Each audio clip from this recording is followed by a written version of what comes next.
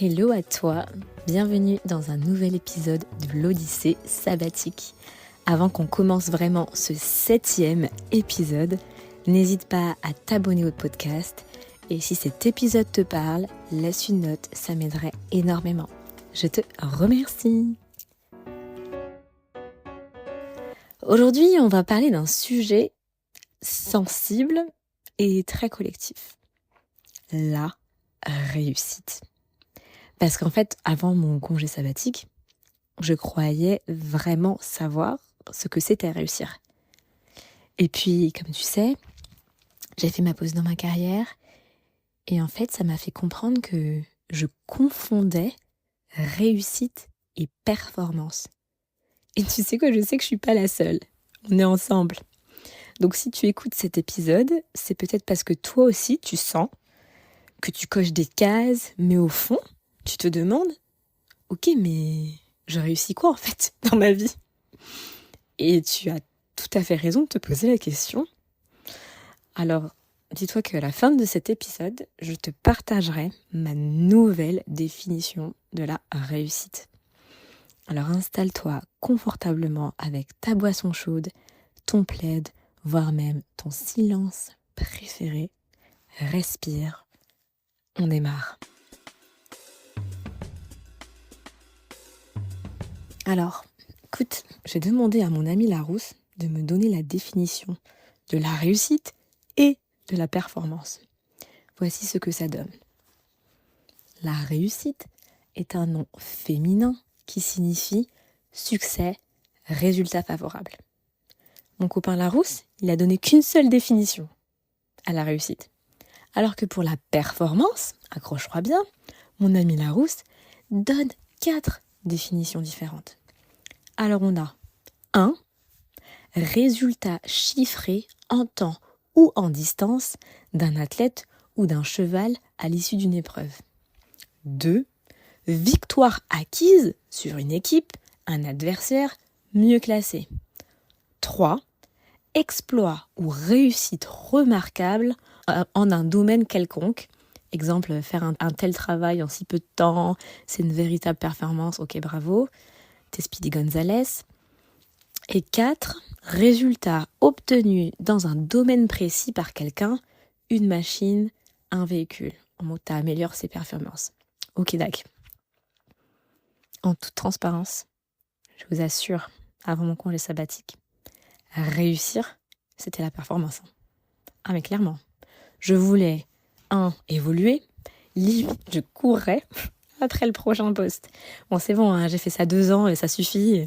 Ou 1 an et demi, ça y est, c'est quoi la suite, tu vois? Je voulais être reconnue par Pierre-Paul Jacques dans la boîte. Bonjour l'angoisse. Je voulais prouver que j'étais capable. C'est souvent comme ça, tu sais, quand tu sors d'école de commerce, tu rentres dans la boîte, etc. Tu veux. Mais c'est assez hallucinant à quel point ça reste dans le temps. Tu vois, tu donnes, mais tu donnes tout. Et tu mets pas de limites. Où elles sont, pas savoir. Je voulais être fiable, solide, tu sais, la personne sur qui tu peux compter, quoi. Tu vois, un vrai soldat, en fait. Avec le recul, je me dis aussi, bonjour l'angoisse, hein. Je voulais aussi, ça, ce point-là, ça, c'est le plus dangereux. Je voulais tenir le rythme. On sait très bien comment ça a fini, hein. J'ai tellement tenu le rythme que je suis partie 9 mois en congé sabbatique. Parce que clairement, je t'en PLS. Mais oui. Dans tout ça, dans tout ce que je viens de t'énumérer, évoluer, être connu, prouver que je suis capable, être fiable, le soldat, bien gentil et tenir le rythme, je vais pas te mentir. Avec ça, t'as la reconnaissance, l'adrénaline, t'as le statut, tout le tralala. Ça flatte l'ego. Mais en fait, ça t'empêche pas d'être en PLS. Je me rappelle que en 2023, j'ai eu une formation au boulot qui s'appelle Codev. Et il y a 1 ou 2 personnes qui te partagent une situation qui nécessite une solution ou des conseils lors de la session. Et ensuite, tu sais, entre collègues, on débat, mais on discute et on essaie de voir si on peut apporter, tu vois, les solutions et les conseils pour que la personne elle puisse repartir un peu aiguillée, quoi. Et je me rappelle très bien de ce moment où notre coach de dev perso, elle nous dit, j'ai pas la verbatim exacte, mais elle nous dit quelque chose du style: je coach des managers depuis un certain temps dans votre entreprise, et c'est vrai que votre boîte, elle a tendance à créer des divas. Vraiment, j'ai été piquée à vif.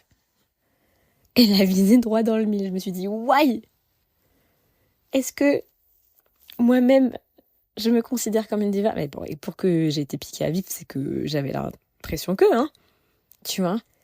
On te dit tellement, c'est bien, t'as performe, tu vois, comment on nous dit? Chez nous, on nous dit rising star, tu vois. Donc quand t'as entendu ça, bah oui. Après, oui, effectivement, ça crée des divas. Tu veux toujours plus. Et tu vois, cette notion de réussite que j'appelle un peu automatique, elle est complètement liée à la performance. Tu t'adaptes à un modèle, Seigneur Jésus, un modèle qui n'est pas sain, et qui finira par t'épuiser un jour ou l'autre. En tout cas, c'est ce qui s'est passé pour moi. Après, je parle que de mon expérience. D'une personne à l'autre, ça peut forcément changer. Mais en tout cas, moi, c'était clairement ça. Tu vois, c'était être continuellement dans la performance pour avoir cette illusion de la réussite. En tout cas, c'est la définition que j'avais. C'est clairement un piège. Franchement, quand je pense à ça, ça me fait penser, je vous donne encore une image. Tu sais quand tu joues à Mario Kart et que tu es presque sur la ligne d'arrivée. Franchement, sur le papier, la victoire, elle est pour toi.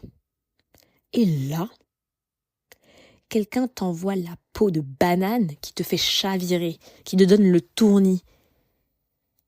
Et toute la clique passe devant toi. Qu'est-ce qui se passe à ce moment-là? Eh bien, t'as le seum.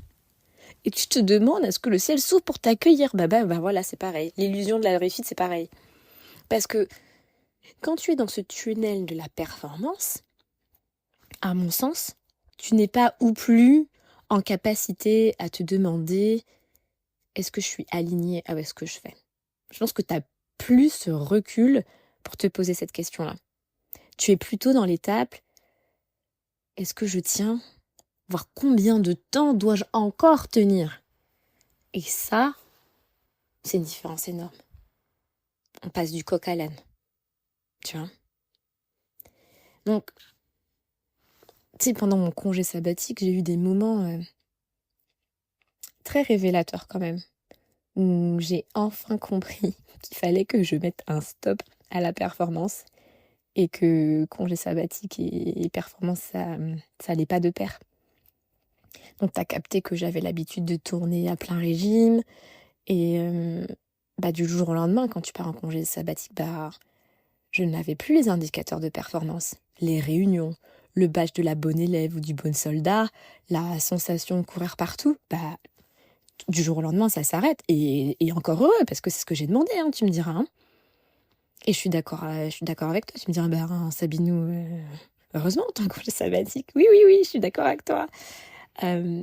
Mais ça paraît évident sur le papier. Tu pars en congé sabbatique, donc t'es censé être tranquille et ne plus te soucier de tout ça. Et pourtant, je t'avoue que ça ne l'est pas forcément parce que j'étais formatée, t'étais programmée, t'es tellement habituée que, encore une fois, t'es en pilote automatique. Donc au début, c'est assez déstabilisant. Tu vois, en tout cas pour moi, c'était assez déstabilisant de ne rien faire du tout. Alors qu'est-ce que j'ai fait? Eh bien, j'ai remplacé le vide par du boulot perso. Et ouais, vraiment. Parce que, tu sais, mon cerveau, il cherchait sa dose de productivité. Comme je te dis, du jour au lendemain, tu fais rien. Donc j'ai décidé d'être digital nomade. Je me suis mise une deadline toute seule, il n'y a personne qui me l'a demandé. Et je voulais absolument sortir mon blog le 13 octobre 2024. De base, je m'étais dit le 13 septembre 2024 pour mon anniversaire. Clairement, j'ai pas tenu, donc je me suis dit, bon, c'est pas grave, un mois après mon anniversaire, c'est bon. Et dis-toi que j'ai commencé à écrire certains articles en mai-juin de la même année, en anticipation du vide d'activité à partir de juillet, parce que mon congé sabbatique a commencé en juillet 2024. Et avec le recul, je me dis, mais c'est dingue en fait, il n'y a personne qui m'a forcé à faire ça. T'es censé te reposer, mais non, tu veux absolument que la machine, elle soit à plein, elle roule à plein régime quand même, tu vois, donc bon.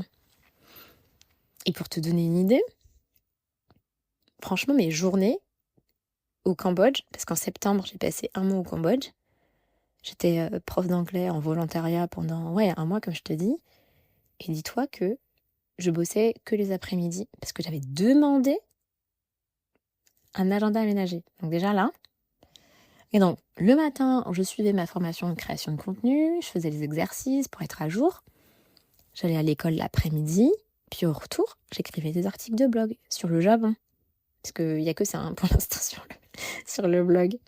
Parfois, j'écrivais le matin pour changer un peu le rythme, tu vois, et ça, c'était en repeat. Blog, formation, création de contenu, l'école, hop, et allez, en boucle.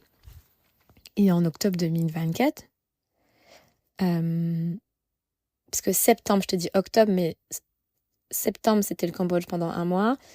Octobre, c'était le Vietnam. Et là, c'était pas question de faire du volontariat, c'était vraiment pour me reposer et visiter. Mais malgré ça, qu'est-ce qui m'est arrivé ? Dis-toi que je suis restée une semaine à Ho Chi Minh, alors que j'étais censée faire que 2 jours. Et je me réveillais, j'allais au petit-déj entre 7h et 8h, puis je finissais les articles. Mais déjà, je pouvais passer la journée à faire ça. Et il y a même eu une fois, j'ai passé 3 jours à bosser devant ma petite terrasse. Et j'ai fait que ça, 3 jours de starter kit pour qu'il soit disponible.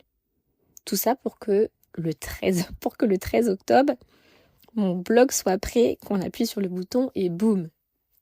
Il fallait voir dans quel état j'étais pour la sortie de mon blog. J'étais lessivée. J'avais l'impression de jouer ma vie, je te promets. En prod, je mettais la pression. J'avais l'impression que j'étais encore dans ma boîte en mode « Hey les gars, il y a la deadline, on rigole pas ». Et le jour de la sortie, il était tard, j'étais au bout de ma vie et en plus je me sens clairement impuissante parce que j'ai pas les skills, c'est pas mon métier, tu vois, de faire WordPress, etc. Moi, je donnais les articles et j'attendais que le truc il soit bim bim bim, qu'on puisse s'habiller sur le bouton. On avait dit 20h. 23h passent, on y est encore, j'étais verte. Donc là, celle qui s'occupait de WordPress, elle m'appelle, elle me dit par tes messages, je sens que là, t'es pas contente, que t'es sous tension. Tranquille, on n'est pas chez XYZ. XYZ étant le nom de ma boîte. Et là, j'avoue, j'ai eu une claque. Je me suis dit, ah ouais. À ce moment précis, j'étais en phase, j'étais vraiment nez à nez avec mon rapport au travail et à la réussite. Tu vois la scène dans les films où tu te regardes dans le miroir et là, bim, il se casse. Donc tu vois ton reflet, il a un petit genre fendu, tu vois. Ben là, c'était pareil. J'étais confrontée au fait que mon estime de moi dépendait beaucoup trop de la productivité et de la perpétuelle performance. Bonjour l'angoisse, ça suffit, tu vois. Après la sortie du blog, j'étais mal en point, je te promets. Maintenant, là, franchement, puis je te l'explique, je me revois. C'était vraiment self-inflicted, vraiment. Je me suis tiré une balle dans le pied toute seule. Et en fait, j'ai compris que congé sabbatique et productivité, comme je t'ai dit tout à l'heure, ça n'allait pas ensemble. Hein. Alors je peux te dire qu'après ça, j'ai eu un électrochoc. Et depuis ce jour-là, j'ai pas écrit un seul article. Pas un seul. Parce que clairement, ça m'a traumatisée, j'étais lessivée. Et ma santé mentale, elle a pris un coup, alors que j'étais partie en congé sabbatique, justement, pour m'occuper de ma santé mentale. Alors tu vois, ça allait pas du tout. On n'était pas, le brief, il n'était pas respecté. Alors écoute, après cet épisode-là, octobre 2024, je me suis dit, j'ai choisi de débrancher les boutons productivité et performance, les deux en même temps, poup, finito. Et ensuite, j'ai profité pleinement de la suite de mon congé sabbatique. Il me restait bien 7 mois, donc 7 mois sur 9 où j'ai dit, ouf, voilà, on fait les choses bien. Et ça veut dire aussi réfléchir à une nouvelle définition de la réussite pour sortir de ce modèle assez toxique qui n'allait pas du tout avec ce pourquoi j'étais partie en congé sabbatique. Et on arrive donc à la dernière partie de cet épisode. Et là, il s'agit donc de cette nouvelle définition de la réussite que je me suis créée. Et c'est là où tu te dis peut-être, est-ce que le congé sabbatique t'a rendue moins ambitieuse? Alors, la réponse est non. Je dirais plutôt que le congé sabbatique m'a rendue plus précise. Ce que je veux dire par là, c'est que désormais, j'ai une ambition consciente. C'est-à-dire une ambition alignée avec mes attentes, une ambition qui ne m'abîme pas mentalement. Et ça, c'est clé pour moi. Tu vois, je ne veux pas être abîmée mentalement. Donc aujourd'hui, je peux dire que ma vision de la réussite, elle a complètement changé de critère. Tout à l'heure, je te parlais de performance. Toujours go, go, go, on bat à plein régime, on n'a pas le time.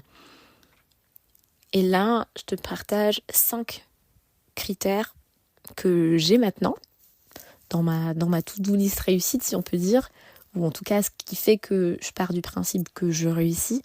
Et là, c'est juste pour te donner une piste, tu peux les utiliser comme boussole si besoin, mais en tout cas, les critères que j'ai dans ma vision de la réussite, c'est pas universel, hein. Donc tu pioches ce qui résonne pour toi. Bon, premièrement, réussir, c'est prendre du temps pour moi. Alors ça, c'est le top du top, c'est prendre du temps pour moi.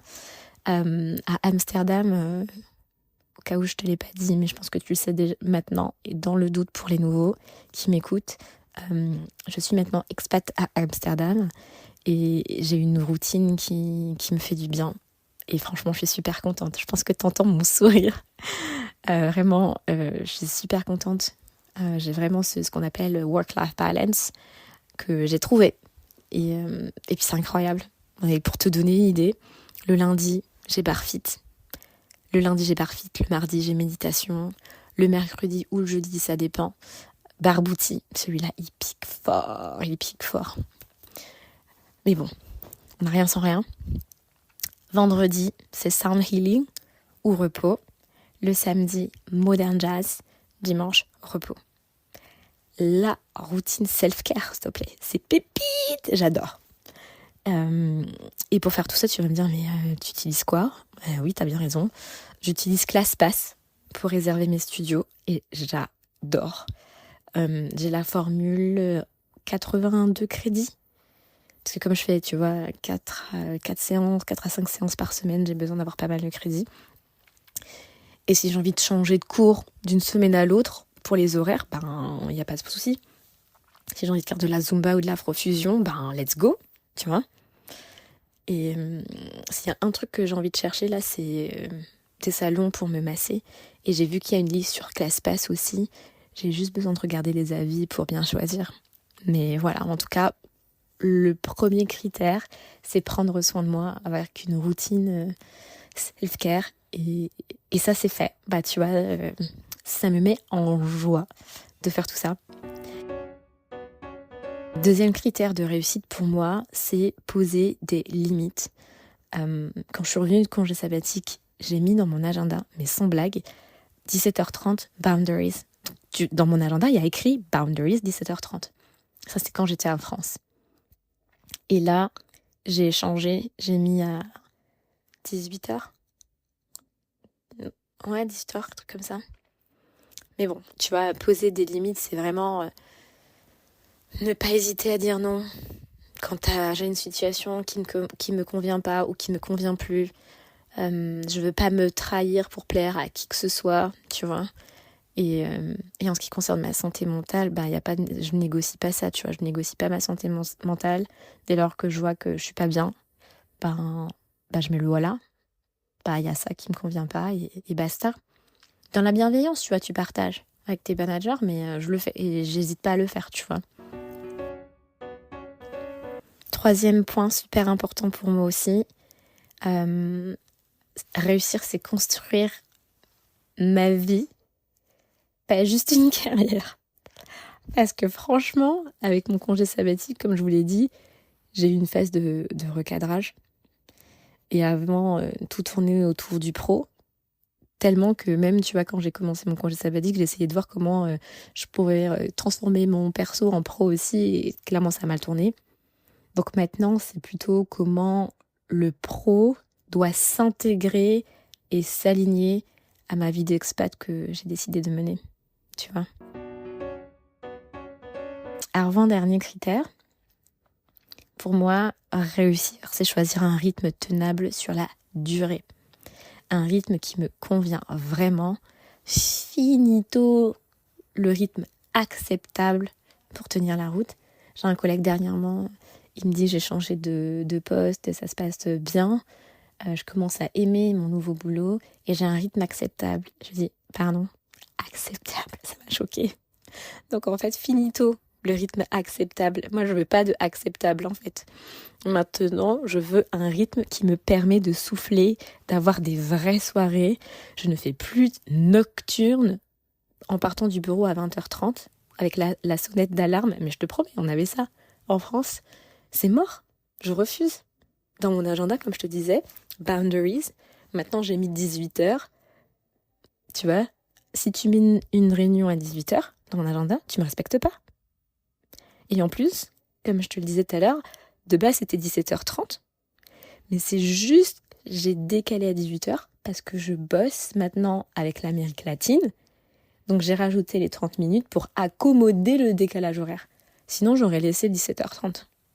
Donc bon, mon rythme, je veux pas qu'il soit acceptable. Je veux qu'il soit viable, qu'il soit sain. Ça, c'est un non négociable. Et dernier critère de réussite, dans ma nouvelle vision de la réussite, c'est la liberté intérieure et mentale. Net, j'accède à être à mon heure. Je suis pas en retard par rapport à XY, Pierre, Paul, Jacques. Non, je suis à mon heure. Finito la culpabilité d'être potentiellement en retard. Comme je te dis, c'est pas possible. La réussite pour moi, c'est la paix intérieure. Et ça, maintenant, je l'incarne et ça change tout. Vraiment. Donc on te dit oui, je suis libre parce que t'es en CDI, t'es pas libre, il faut avoir la liberté pour que tu puisses voyager partout, faire ce que tu veux. Ben en fait, oui et non, parce que ça dépend de ce que tu décides. La liberté, c'est quoi la liberté pour toi? Eh ben ouais, moi la liberté, c'est d'avoir la paix d'esprit. Si j'ai la paix intérieure, ben je suis libre. Je choisis, tu vois, d'être libre. Donc voilà, je me sens pas emprisonnée. Je me sens plus emprisonnée par le fait d'avoir le CDI, etc. Parce que maintenant, j'arrive à avoir cette prise de recul, tu vois. Et comme je te disais, quand tu l'incarnes, en fait, quand tu incarnes cette nouvelle vision de la réussite dans ton quotidien, eh ben, clairement, ça change tout.